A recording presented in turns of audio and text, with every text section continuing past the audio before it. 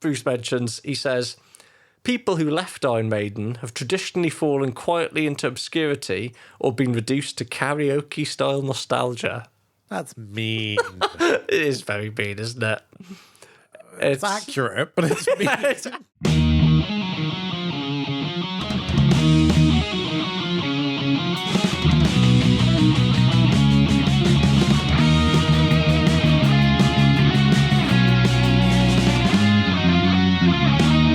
Hello and welcome to Maiden Voyagers, a podcast devoted to exploring the peerless discography of the world's greatest heavy metal band and its affiliated members.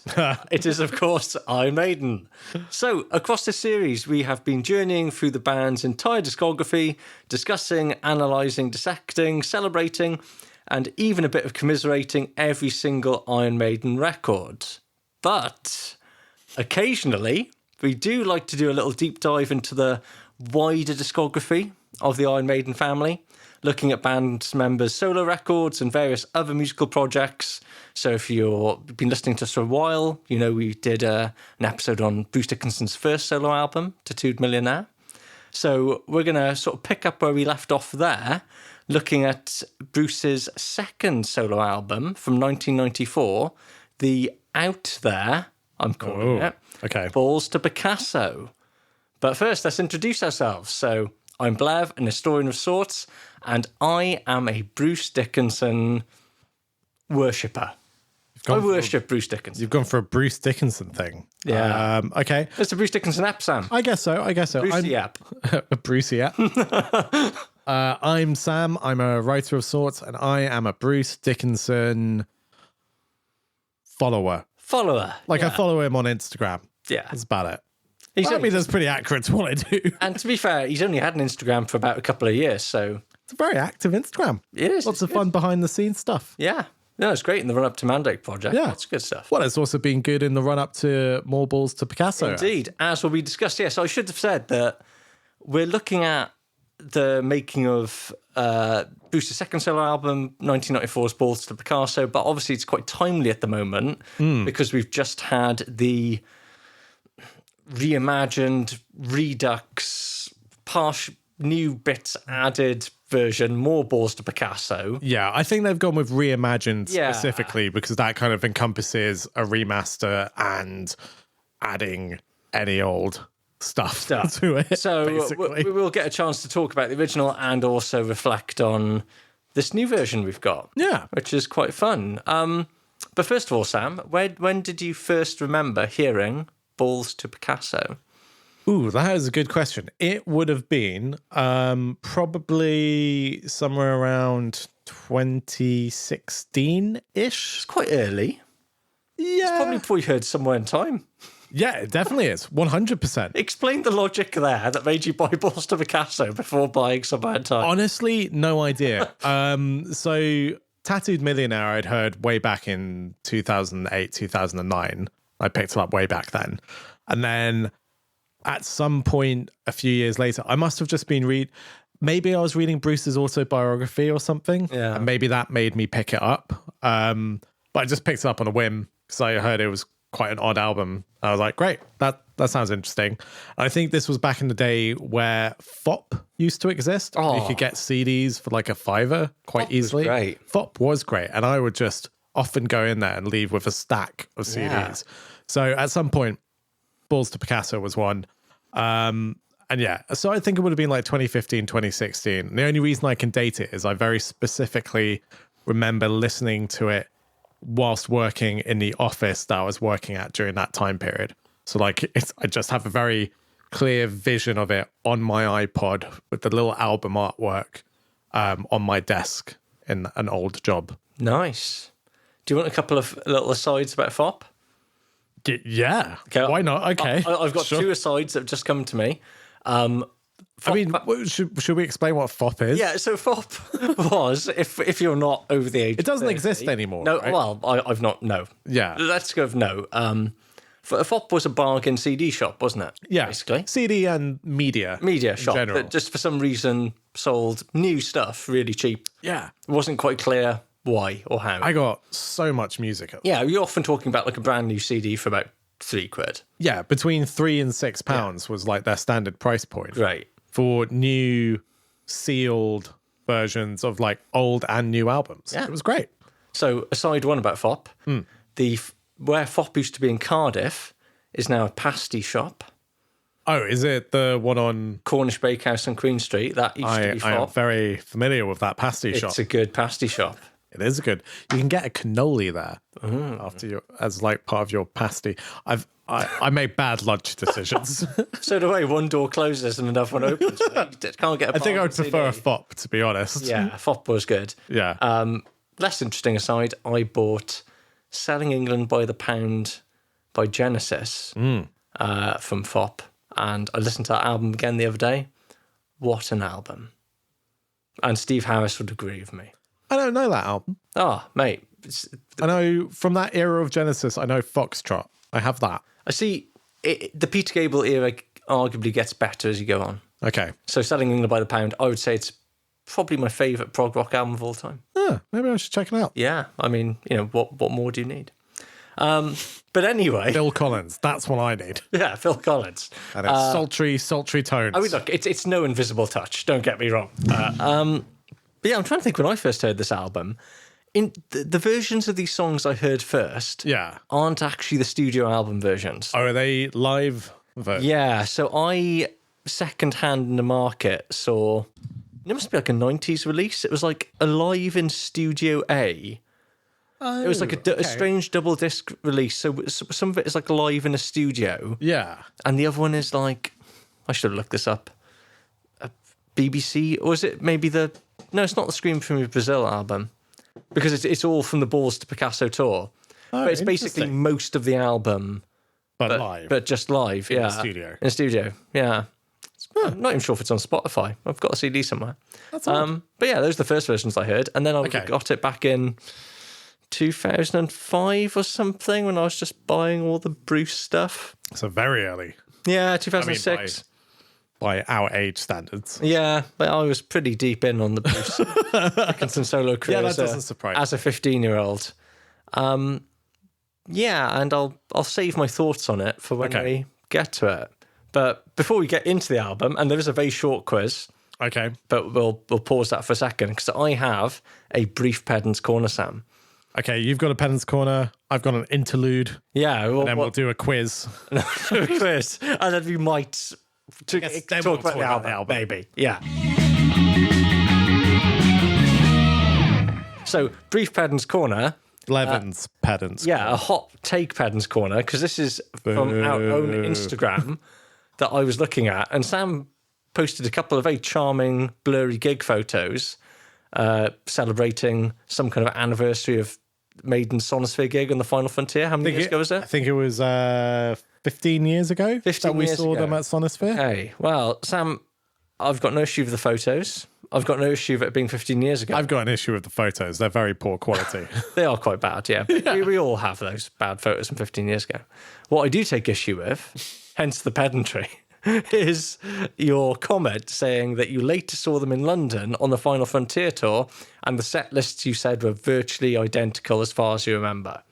Now, that was not the case. Look, I never said my memory was correct. Wow. And I didn't want to fact check it at the time because I was busy. Because the Sonosphere show, the Final Frontier, had yet to be released. So although they played El Dorado, because that had been released as a sort of lead single, the rest of the set was the sort of 21st century deep cuts. Your Ghost of the Navigator. We got Dance of Death, which they did actually play on the Final Frontier tour. Okay. Or do we get Passchendaele Sonosphere? Because they were swapping this. I don't know, Blevin. I thought you'd fact check all this. Well, I thought you were the pedant here. But that was the 21st century deep dive show. The London gig tosser was a big chunk of Final Frontier as they played on most of that tour, and then just your greatest hits. So the set lists were quite different. Well, I stand corrected. I've also learned that I am not a fan of being criticised. Whereas I've spent a lot of time correcting you. I can dish it out, but I can't take it. Not nice, does it sound? No, it's not. I have tasted my medicine and it is bitter. But I'm also quite jealous because I was with you at that Sonosphere gig, but I didn't go see Maiden on the actual proper Final Frontier run. Which is surprising. It is surprising. And yeah, we'll get to that. There were reasons, but reasons I regret. Moral protest. No, a mixture of poverty and having a brief sort of indie phase, really. I feel like we should clarify that poverty in your case was not actually poverty. Oh, no. Like it, on any real scale. No, just in case someone feels some sympathy. Oh, no, this was very much just bad financial management. Yeah, that's fine. Yeah. No, I had no reason to not have money. Other than my own poor life choices at the time. Sure, yeah. But hey, I didn't see Maiden on the Final Frontier tour proper. So there. And you have an interlude, Sam. Yeah, well... Not a musical interlude. Not musical interlude. But on the topic of festivals we attended together, so Sonosphere 2010, we also went to Bloodstock 2016, which was a year with Twisted Sister, Mastodon, and someone else headlining. It was a good year, was my recollection of it.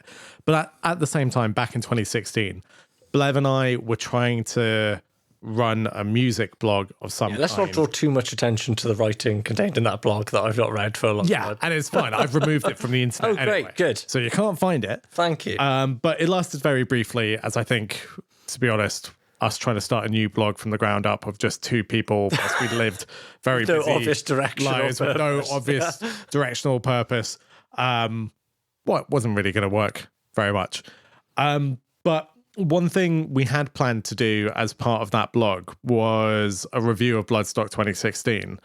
But for whatever reason, I thought it would be novel to review Bloodstock 2016 on a beer by beer basis and just review all the beers that we drank at Bloodstock 2016 rather than any bands. Because that's what people want. Yeah, that's the kind of that's what Vice do, right? Yeah, exactly. I think it was very much like me pretending to be Vice and like, great, we could be edgy and humorous and this will get us followers. Obviously, I never actually finished writing the article. So I never drafted the whole thing, but I've been sorting through some files recently and I did find my notes from it. There's loads of gaps, but I thought it'd be quite funny to share what I had because it made me laugh. 10-year-old reviews of beer. Yeah. So Friday. Yeah. Old Speckled Hen, can number 1. Oh. Served. I should say we're also drinking Old Speckled Hen. Yeah, by pure serendipity, yeah. Yeah, pure serendipity. Old Speckled Hen, can number 1. Served, room temperature. Tents aren't kind to ale, but considering the blazing hot weather, I was expecting something worse. Nice. Alien reliable, the festival was off to a good start. Old Speckled Hen, number 2. Served, warm. I like the fact you felt the need to say beer twice rather than... Yeah. Served warm. Slightly less appealing, as obviously the sun was now getting to it. Still does the job. Old Speckled Hen number 3. Served hot. This can is actively hot. This tastes like an alcoholic cup of tea. Gross. It would... as I'm drinking an Old Speckled Hen now, I can see how heated up this would have quite a tea-like taste. Oh, it's horrific. Yeah. Old Speckled Hen number 4. Served boiling. Mistake. Big mistake. Time to go see some bands. Yeah. Then the notes for Friday end there. Yeah. There's pages missing. And then it goes on to my Saturday notes. Most of the day has no notes whatsoever except for this one. And I remember the exact context of this was I didn't take any notes except for after I went to watch Shining and had a good few beers. And then my notes, whilst in a black jazz addled state, are based around trying to meet you in the pit for Mastodon. Yes, I remember this. So Sunbeam number ? ×2 served with a side of Mastodon and confusion. It was a mistake walking into the Mastodon pit with 2 beers attempting to find Blevin, armed with a beer for him like the generous friend I am. My beer has tipped me over the edge. Having given up on finding Dr. Penny, I planned to start on his. However, as High Road kicked into full gear, some Kino knocked it out of my hand. Merciful. Later that evening, Hobgoblin King Revisited served. Surprisingly cool despite being in the tent all day. Delicious. Tastes of joy. Next drink is box of Tesco brand Australian wine. Wow. Oh, yeah. Served I think I remember that. in pint glasses. Yeah. Error. Not acceptable serving size. Refills result in wine all over my leg. Dangerous. Bedtime. I think we might have been drinking that with our friend Tim Shaw. Yeah. If I recall correctly. Yeah. Drinking wine and talking about the Manics and feeling very ill. And then I only have a couple of notes for Sunday. Tuppers served with a strong dose of regret. The liquid was pure black. Staring into the pint glass felt much like staring into the abyss. What the hell's Tuppers? I don't even remember. No. My remorseful expression staring back at me through the muddy stout, getting whiffs of burnt coffee and despair. And then later that evening, remains of the boxed wine, served through and then page missing. That's all the notes I had. Yeah. But, I think it paints a very clear, hazy picture of how we spent festivals back then. Yeah, archive it, Sam, because that's an interesting bit of social history, I'd say. Well, I've just archived it here. Excellent. This will be going into the British Library. This is the kind of stuff they want, right? This is what future historians are looking for. Oi. Pour that. Do you want a quiz, Sam? No, but I'll do it. Way, that's the spirit. So, some Balls to Picasso related quizzing. So, number one, quite entry level, I'd say. Okay. What inspired the title Balls to Picasso? Picasso? No. It was some graffiti that Bruce saw on the wall of a toilet in Germany. Oh, and that's the cover. That's the cover. Next to said graffiti. Yeah, Balls to Picasso. It's a terrible album title. Yeah, it's really bad. Just really, really poor. As a bonus question, and it's a bad album cover. In retrospect, what does Bruce say he wished the album had been called? It was meant to be Laughing in the Hiding Bush. Laughing in the Hiding Bush. Wasn't the original plan to call it that? Yes. Potentially. It definitely... Wait till we get into it. I feel on my notes. Yeah. There was something Bruce wanted to call it, but the record label said it was too obtuse. Okay. Certainly in hindsight, he wishes it had been called Laughing in the Hiding Bush. That would be a better name. Not a great name, but better. Question 2. You've literally just preempted my own question. According to an interview of Bruce in Kerrang from 1993, what did Bruce originally want to call the album? Laughing in the Hiding No. Bush? Oh, okay. This is what I found in an issue of Kerrang from 94. If you guess Bruce Dickinson 2 Electric Boogaloo. I'd love if we called it Bruce Dickinson 2. Bruce. More back. tattooed millionaires. Yeah. No, Bruce said... Bruce Harder. Bruce said the original title was The Secret Life of a Fridge. That is quite bad. That is, arguably worse than Balls to Picasso. Yeah. And question 3, where did the inspiration for the title of the song Laughing in the Hiding Bush come from? Clue, the person who gave Bruce the title is credited on the track. I mean, I was going to say... it was to do with the Bible. But, so Jesus. No, Jesus Christ is not a credited musician, or it doesn't have a song credited on Laughing in the Hiding Bush. There's something about a fiery bush in the Bible, right? I don't remember. It is, or was, a very young Austin Dickinson, Bruce's son, who apparently just came out with the phrase laughing in the hiding bush, and Bruce nicked it for a song and gave his son a songwriting credit for that. And now he's nice. In one of the Nepo baby bands. Is that Raven Age? No. No, is he in Perverse, as I call them? I don't know. I don't know. Is that even one of them? Some Drek. Yeah, I know. I think he's in... They Might Be Lions. They came as lions. They Might Be Lions. It's just like a very... There's something to do with lions. They Might Be Giants, but with Frank Skinner and David Baddiel in the lineup. Right, Pride of the Lion, right, something like that. Pride of the Lion?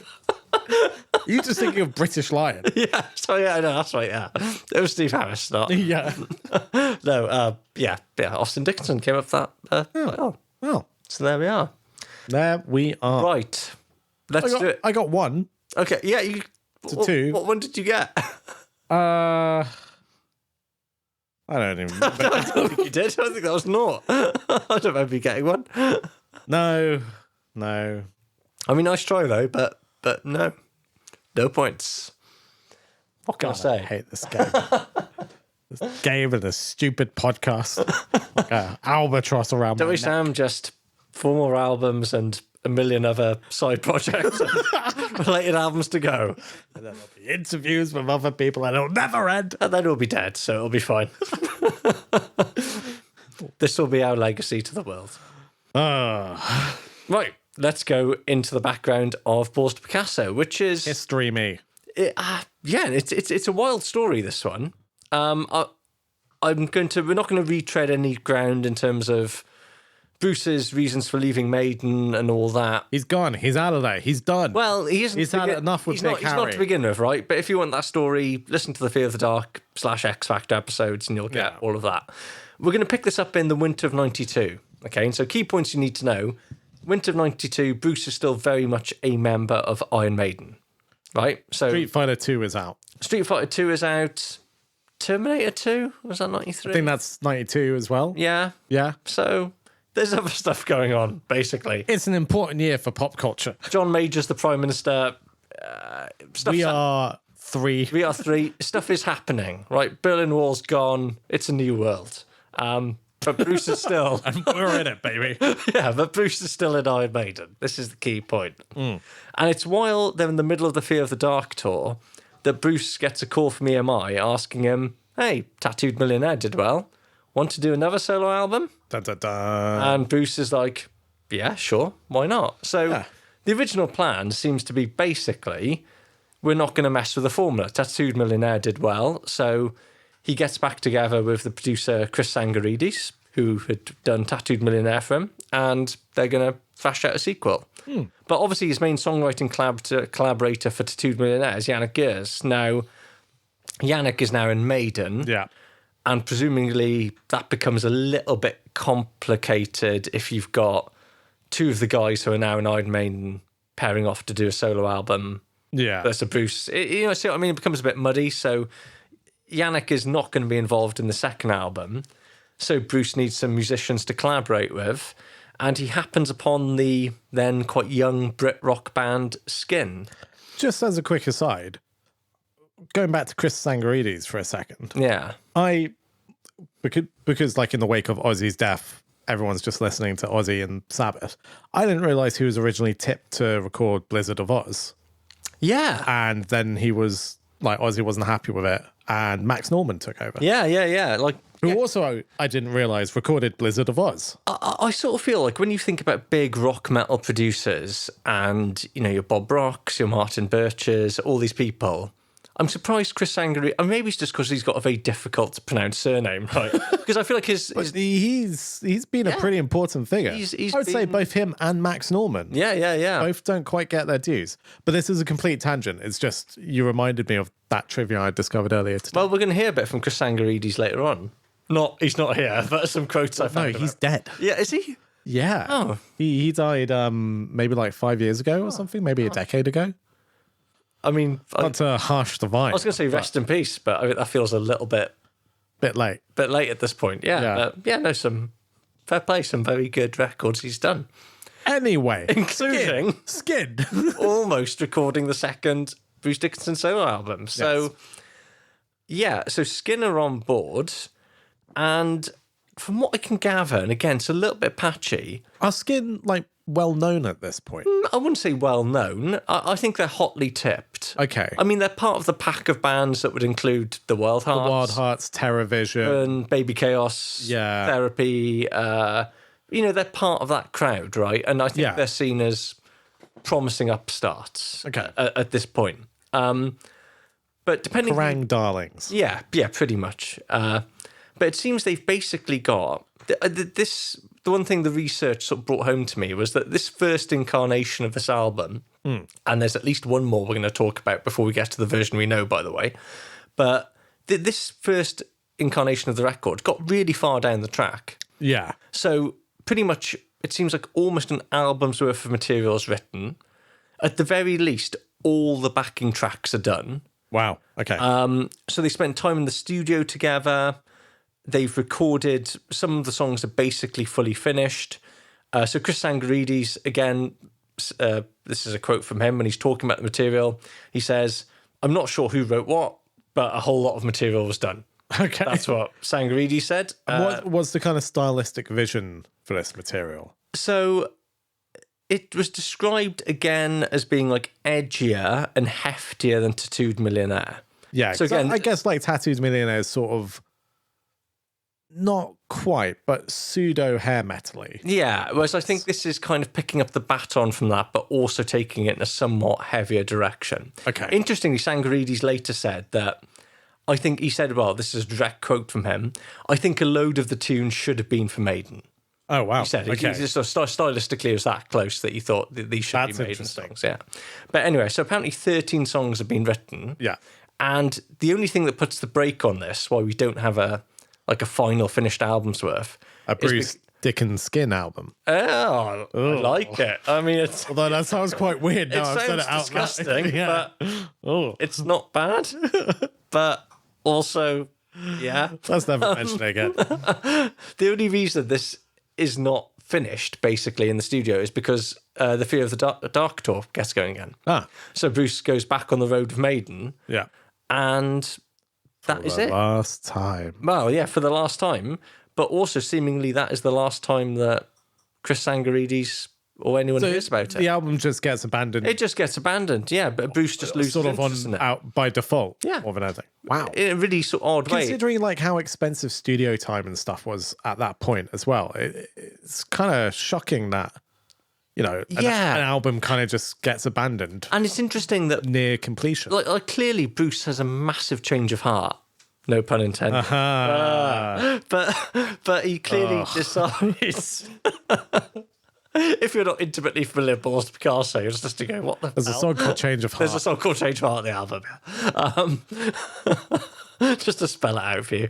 But yeah, so Bruce clearly decides that, nah, this is not what I want to do, but doesn't necessarily really seemingly inform. It's just quietly dropped. Yeah, and okay. He's Chris Sangarides, like some of the source material for this comes from the unofficial Bruce Dickinson biography. Ooh.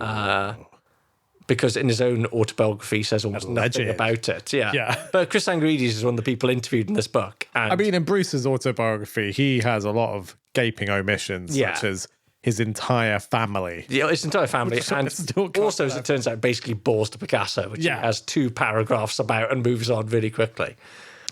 But Chris Sangarides, being interviewed sometime after the event, seemed a little bit disappointed about the way that was handled. He seemed to be a bit like, I didn't quite get what happened there. I thought this album was seemingly almost done. You know, and that was just it. It just sort of disappeared. Is there any record of how the Skin guys felt Not about that I found. The guys in Skin have been I imagine really they'd be very disappointed. Yeah, and also what's interesting is, before we get on to the next incarnation of this album, we can talk about the stuff that has been released, right?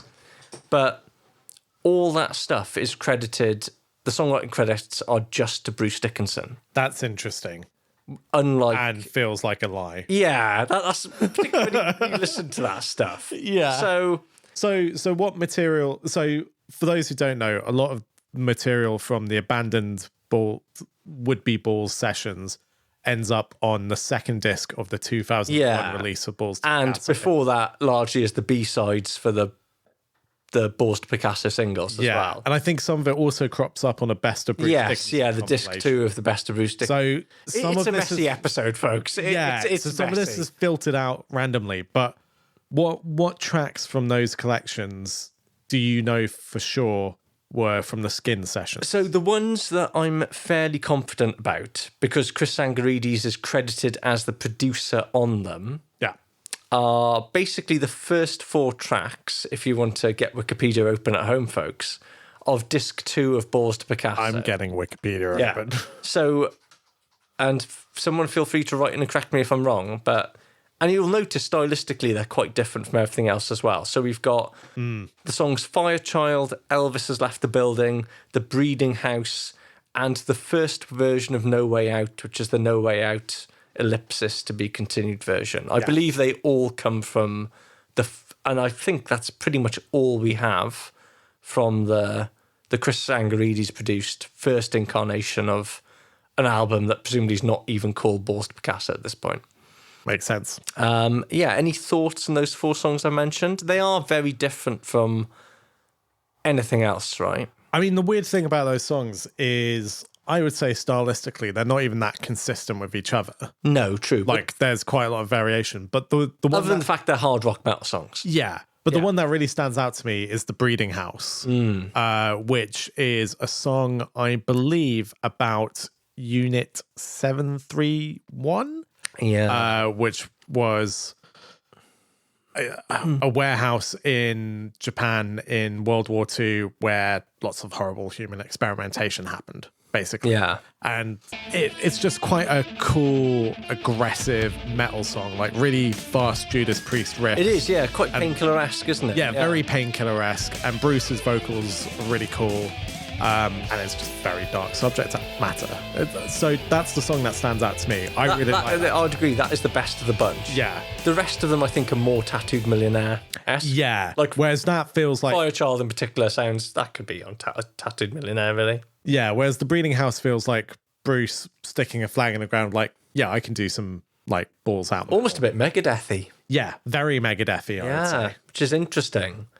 But also maybe bringing us back into the story, the fact that it's not a million miles away from Maiden, the fact it very much sits within the world of Judas Priest and Megadeth, perhaps this is the reason why Bruce goes, what's the point in doing another solo album to do something that is, you know, like Sangridi said, some of these could have been Maiden songs. Well, what's the point in doing a solo record if what I'm doing is so comparable to my main gig? I think that's a fair point. I think The Breeding House is quite an interesting example of like what, yeah, it could have been done by Maiden, but it's too heavy for Maiden. Yeah, and it almost... it could have been done by Maiden if Maiden had ever chosen to make a Painkiller. Yeah, and it kind of... They never did. But also it kind of foreshadows what Bruce would go on to do with like Accident of Birth, right? Yeah. Which is just like beefier, heavier Maiden, in a way, if I'm being a bit...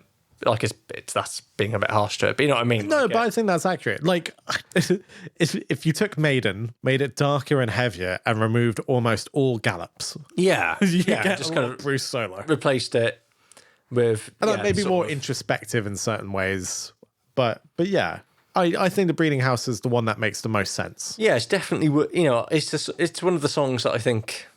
I'm sure quite a few people listening to this will not have listened to that song, and it's definitely worth seeking out because it's a very cool song that I like it. Slips under the radar. But that's all we get from it because for whatever reason, Bruce decides that this is not the direction a second solo album is going to take. Again, I can only speculate that at some point he decides, no, this is where I'm going to really strike out from Maiden and do something that is totally different.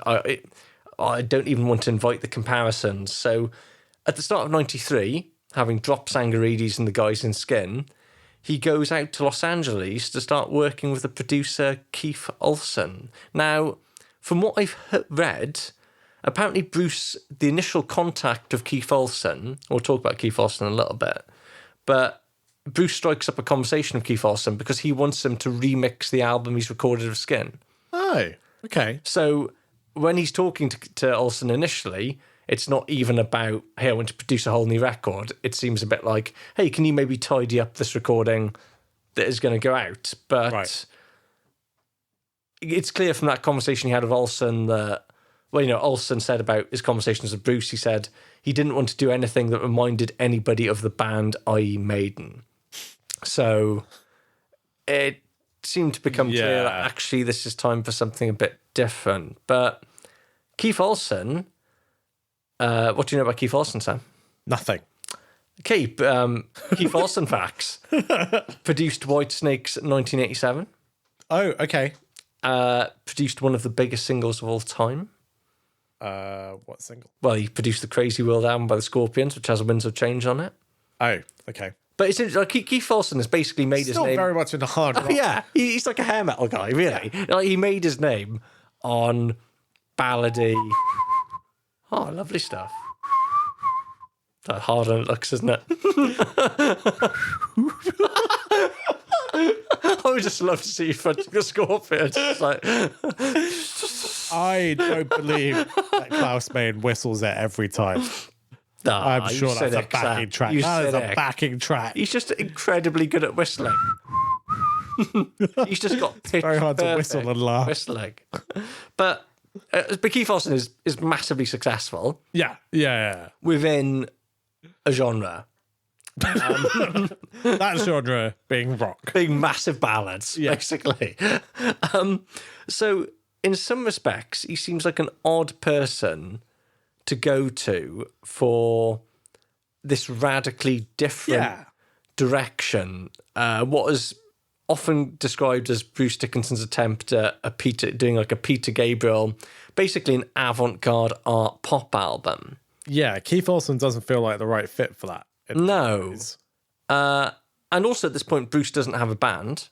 Yeah. So according to Olsen, the intention was to basically embrace technology. So they were going to, you know, again, in the sort of way that Peter Gabriel and other people pioneered, it was going to be programmed drums, synths. He also works with a programmer called Jimmy Creighton, doing all the technology stuff. And it's basically the mission statement is this is going to be a fully digital pop rock album. It's really interesting. This is 93, right? Yeah. It feels like a very of its time approach. Very much in the wake of Peter Gabriel's Sledgehammer. Yeah. But that was what, like 89, 90? Yeah, maybe. That sounds about right, I guess. Yeah. So already a few years behind Sledgehammer. Yeah, true. But I sort of feel like that's the kind. Like there's a little bit of a vibe of Bruce like trying to figure out what's contemporary / what's cutting edge, and sort of falling a couple of years behind. Yeah, I get you. I mean, what are some of the tracks from this recording session? So some of the tracks from this recording session that haven't been unearthed are things like Tibet, Cadillac Gas Mask, the second version of No Way Out Continued. I think those are the main ones. Tears of the Dragon also comes from these sessions as well, but not the sort of version we know. There's also Over and Out. Over and Out, yes, that's the other one. And so the reason why I asked what tracks, I was trying to lead you into something, was... A trap. Well, so my point about it feels a little bit like Bruce is really trying to nail what's cutting edge and what's the future. And you listen to some of these songs, Tibet, to me, definitely just sounds like Peter Gabriel attempt, 100%. Yeah. I actually really like Tibet, but it's not a song, it's an idea that needs fleshing out. Yeah. But lots of cool multi-layered vocals and kind of spacey, big, airy verses and stuff. Very interesting.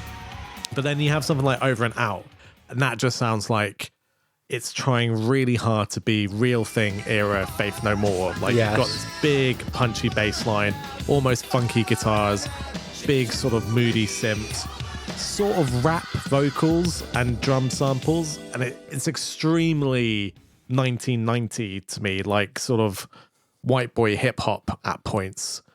And it just sounds like Bruce really trying to be Faith No More. Yeah. And I think there's definitely a vibe of like Bruce just trying to figure out how can I be the zeitgeist? Yeah. And then because Maiden's not going to be it, but how can I be the zeitgeist? Cadillac Gas Mask, to me, sounds like Midnight Oil.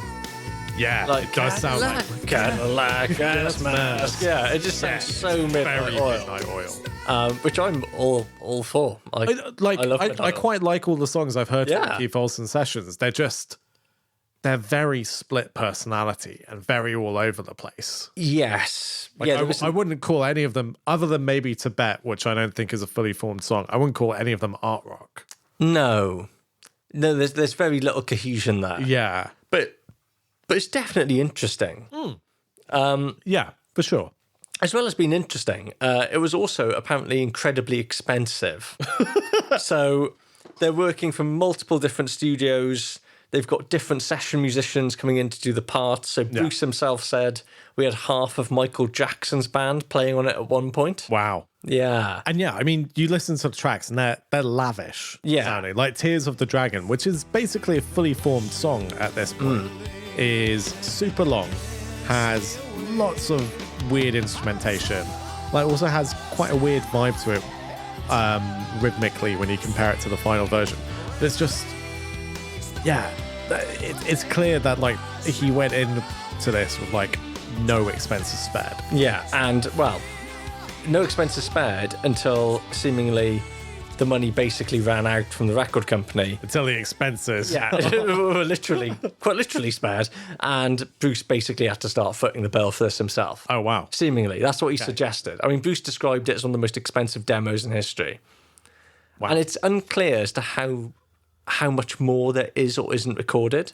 So some people seem to argue or have suggested, but the album was basically done. So Paul Elliott, who writes for Kerrang! So we've got at least 5 confirmed songs that have been released. Yes, and there are more that may have been lost. Allegedly, a version of Man of Sorrows that eventually comes on Accident of Birth was recorded for it, hasn't surfaced. And then there's 2 other tracks, Original Sin and Thank Heaven, which haven't surfaced. That would make 8 tracks total, so pretty much a whole album. Pretty much conceivable, yeah. I mean, certainly some people heard it at the time. So Paul Elliott, who's like quite a big rock metal journalist, wrote for Kerrang! Back in the day, did hear it, but he described it as a bad Peter Gabriel album. That's his direct quote. But it's not a coincidence that it's when Bruce is working on this particular incarnation of the album that he decides to leave Maiden. Right, so in Bruce's own words, he said that pursuing a musical direction that is so different to what Maiden's doing, he said nobody who'd heard it, i.e. this record, would believe me in Maiden anymore. Which kind of, I get his logic there, because if you're saying this is what my heart's really into, which is this strange kind of synthetic pop rock, to then go back to Maiden and have to sing The Trooper again, but it's hard to do that with conviction when everyone's like, yeah, but we all know what you'd rather be doing. Yes and no. I think it's such a weird thing, and like I think this is very much of the time and less so an issue nowadays. Yeah, but there's such a, particularly when it comes to metal, there's such a weird sense of like, well, you know, if you like metal, it's the only thing you like and it's the only thing you can be passionate about, and that forgets that, particularly like without being too pretentious about this, like metal musicians are artists in their own way. And like, it's not surprising to me that an artist would have multiple different muses and multiple different creative visions they want to pursue. And it seems so reductive to kind of be like, well, you know, you can only ever make metal music, and as soon as you make something else, well, that just means you don't care about metal anymore. Yeah, that just means you're false. I think like, that's such things bullshit. Were much more tribal back then as well. Yeah, I know, and like you know, people were turning their nose up at Extreme when they showed up at Monsters of Rock, right, in 19, which is insane. Yeah, because they are like a hard rock band. The hard rock band, but yeah, like you look at Extreme's second album, Pornography, and like there's quite a lot of genre melding and exploration on there. There's piano ballads. There's, of course, More Than Words. There's a lot of funk. And then there's a lot of hard rock and shredding. And it's like, that's great. That's fun. That's exciting. Yeah. What's wrong with, you know, trying different things out and enjoying them? In the mid-90s, Sam. Yeah, it just really sucks, you know? But I don't get it. I don't get it. So Bruce is kind of going... Bruce can make his arty shit and he can make Maiden. Well, so say you, Sam, but Bruce is having... But yeah, he's the one saying he can't do it. Yeah, he's going full arty. And I don't really think I can be credible Maiden if this is what I'm doing on the side. Sure. I can understand, though, how from Bruce's point of view, you can put out a record like Tattooed Millionaire, and that seems kind of in keeping with the broader world of Maiden. Yeah. To then go, hey, there's this weird... like basically synthesized pop album with a few guitars on it, and then to go back to doing, you know, Tail Gunner is kind of a weird thing, or maybe, and perhaps cynically, he thought, you know what, Maiden's fans are not going to buy this in the way they bought Tattooed Millionaire. The only hope of me getting this to the audience who might get into it is if I sever ties of Maiden and go, you know what, I'm not that guy anymore. I think give this a chance. Yeah, more realistic. I think it was more about trying to rebrand himself than anything else. Interesting. From a heavy metal musician to a quote unquote artist. I think that's what it's about. But And also, he just wanted to leave Maiden. Yeah, and also, To be honest, also, he hated at Steve this point, Harris. he was done. Right? That's a joke. I don't know that to be the case. There's a bit of that.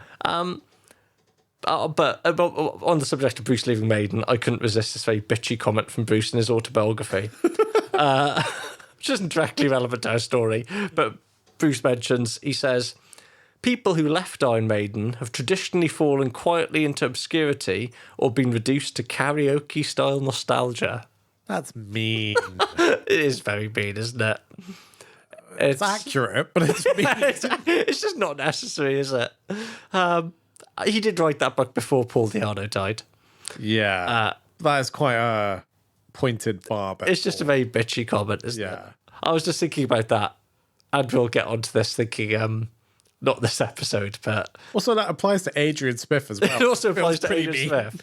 But your co-collaborator for much of your solo career. You know, one of the things that's been doing the rounds on the internet is the whole relationship of the Maiden camp and the Osbournes and the Light of Voices passing. And it's worth reminding ourselves that Bruce is not above just saying some quite basically bitchy, provocative man comments. Is a loudmouth. Yeah, he is a bit. What do you think, though? And this is not speculation. This is, again, this comes from a copy of Kerrang! 1994, where Bruce is talking about music he is enjoying listening to at around this time. So what do you think of some of the bands that are on Bruce's... Faith No More. You know, weirdly, he doesn't directly mention Faith No More. I call bullshit. Yeah, I mean, there's stuff... Red Hot Chili Peppers. No, again. Okay. Can I get a clue? Because it could be anything. I mean, it could be. I mean, the clue is 1994. Okay. The Wild Hearts. No, although... Therapy. No, but... Although he does collaborate with Therapy, sort of nearish. Yeah, and the reason I say that is I watched that interview of him again where he's not playing at Monsters Rock 94, but he's doing presentation for the radio stuff. And he talks about some of the bands appearing on the second stage because it's the first year they introduced the second stage at Donington. And Bruce says, I think a lot of those bands should be on the main stage, to be honest. And one of those bands was the Wild Hearts. Fair. Shall I tell you? So, just stuff he's into in 94. So, Dirt by Alice in Chains. Good album. Great. Very good album. Very brilliant album. He talked about Dream Theater being an influence. Okay, I can kind of see that, actually. Yeah. What albums Dream Awake? Theater at around there? It's Awake, is it? Probably. Yeah, or Images and Words, or... Images and Words, Awake. Yeah. Sting. Yeah. I can't. I'm not an expert on the Sting solo's discography, to be honest. So. No. And I like The Police. Good. I don't even like The Police. Do you not? I'm honest, no. Soundgarden. I like, I'll Be Watching You. That's a good song. That's good. Sorry, Soundgarden. Yeah, that makes sense. And a sort of a band called Downset. Downset. Yeah, he's big into Downset. Okay. Well, I think a sort of like a rap metal band in the vein of like a Biohazard. Okay. Type, American type thing. So Alice in Chains, Soundgarden, Downset. Those three influence. And Sting. And Sting. Like, the first three, you can very clearly hear have some impact on both the formative stuff for Balls to Picasso and actually the final album. Yeah. Sting, less so. Yeah. Admittedly. Well, I think in the Keith Olsen stuff, I think the Sting Keith was Olsen kind stuff, of like Sting, Peter Gabriel, Paul Simon. There's shades of all those guys in there. Yeah. But we spent a lot of time talking about two albums that don't actually didn't exist, get released. Right? So the Keith Olsen album is not the album. Did anything come out ever? Well, only the songs we discussed, right? No, I meant like did Balls to Picasso. Oh, did Balls to Picasso? It was a bad joke. Well, sorry, Sam. Be patient. We will get there. We will get there. But Bruce, talking about that Keith Olsen album, said, I learned an awful lot about what I didn't want to do. Okay. So I think that was kind of Bruce's way of reconciling it. What I didn't want to do was spend all my money making albums that don't come out. But no one will ever hear. for ego trip songs that no one wants to hear. But the interesting thing that Bruce talks a lot about this time, and again, a lot of this I'm pulling from these Kerrangs from the mid-90s, That's some good research. Yeah, I've gone deep, man. I've gone deep. No Mick Wall book to pull from this time. No. Bruce talks a lot about wanting to write a record that has a sense of groove. The word groove comes up a lot. Yeah. So he says, this is at the time, Bruce talking, that Maiden was never about groove, whereas the album that would go on to become Balls to Picasso, he says this is all about groove. Interestingly, he says groove was there with Maiden at one point, but I don't think there was any desire to nurture it. And in particular, the point he's talking about is he singles out Clive Burr.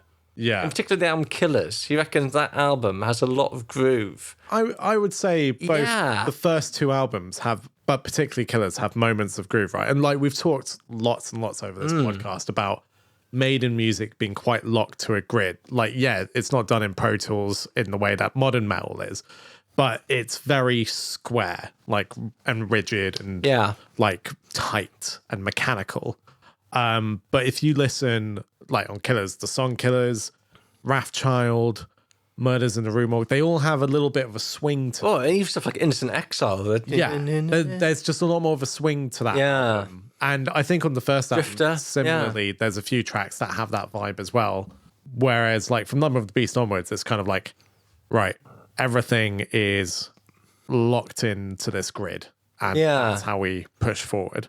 Well, I think I said in the Killers episode, Sam, I think I said Clive Burr was my man of the match on Killers. Yeah, fair enough.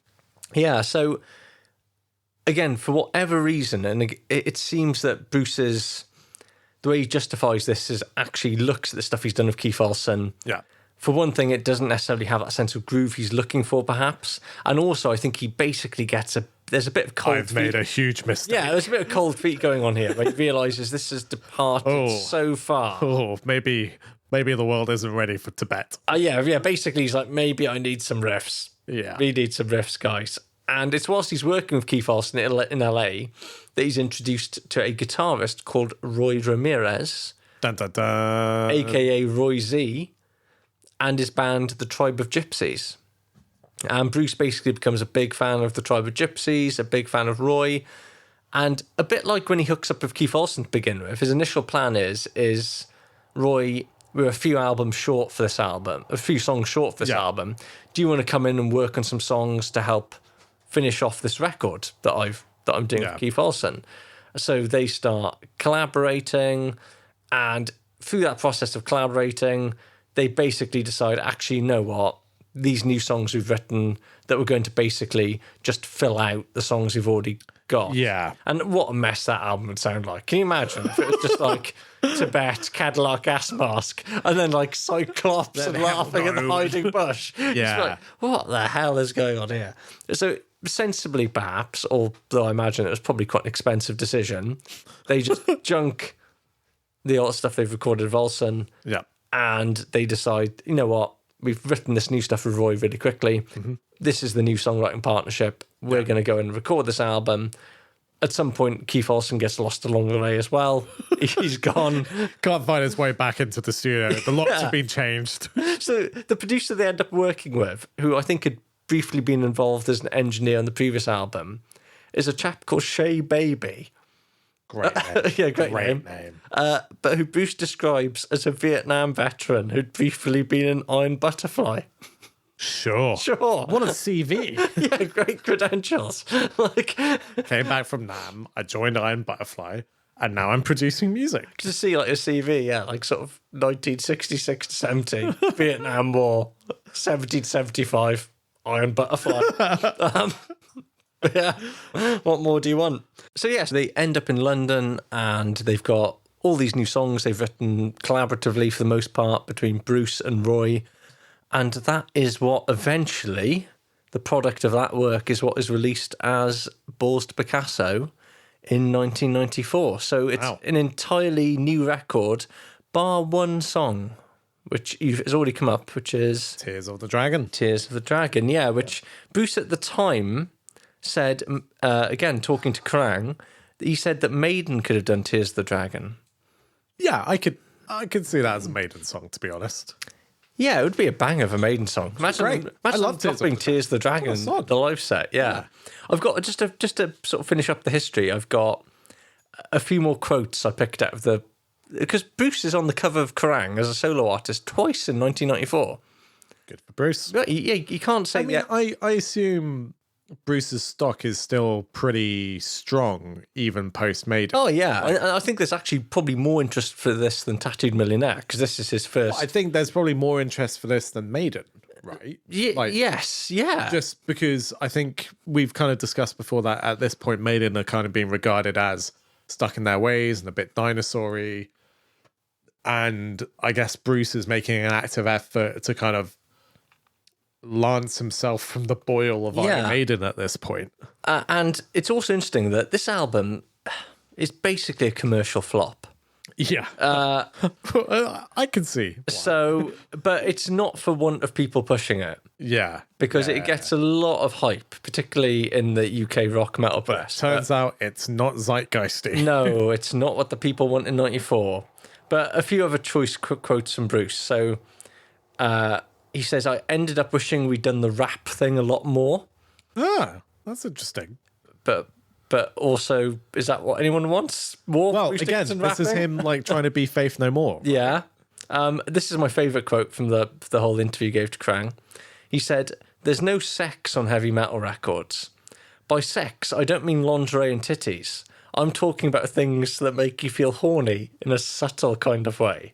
That's what this record makes me feel. Talking about Balls to Picasso. I don't think there's anything horny about this album. But it's subtle. Does this album not make you feel songs horny? are about like In war, a subtle kind of way, Sam. and media, and I mean, maybe it's really subtle. like really It's like so subtle. so subtle. I didn't feel aroused at all. Actually, it's that subtle. Unless like Bruce is like really into dragons or something. Yeah. So yeah, that was a slightly bizarre thing. That's an odd thing to say. Yeah. Talking later though, he did say in retrospect. I was very drunk. I was actually hammered. No, but talking about Balls to Picasso. Let's keep it consistent. You say Picasso. I say Picasso. He did. Let's go the whole thing off.